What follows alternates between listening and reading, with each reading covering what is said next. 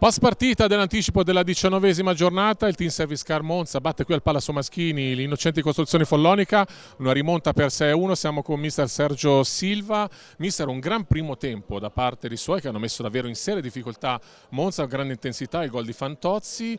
Poi cos'è successo in questo secondo tempo in cui sembra insomma un po' rimasta nello spogliatoio come testa la sua squadra? È successo quello che succede spesso nell'ultimo periodo.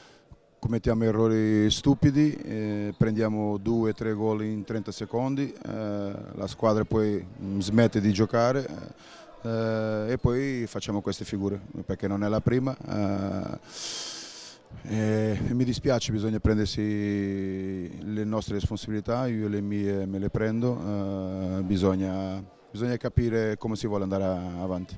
Mister, i numeri parlano purtroppo chiaro, 4 sconfitte nelle ultime 5, 22 gol al passivo, insomma però c'è anche qualcosa che si sente comunque di salvare o comunque da cui ripartire in vista di una gara prossima delicatissima in casa contro Castiglione.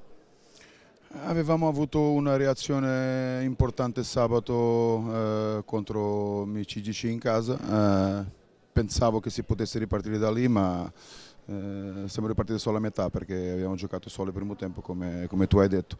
Invece bisogna giocarne 2 di tempi sempre, tutte le partite, contro tutte le squadre, cose che eravamo abituati a fare e adesso non lo facciamo più, quindi bisogna, ripeto, che prendiamo le nostre responsabilità, c'è l'allenatore che è responsabile di tutto quello che succede, parleremo tra di noi con la società per capire da dove e come ripartire perché così non si può più andare avanti, questo è poco ma sicuro. Va bene, grazie allora a mister Silva. Grazie.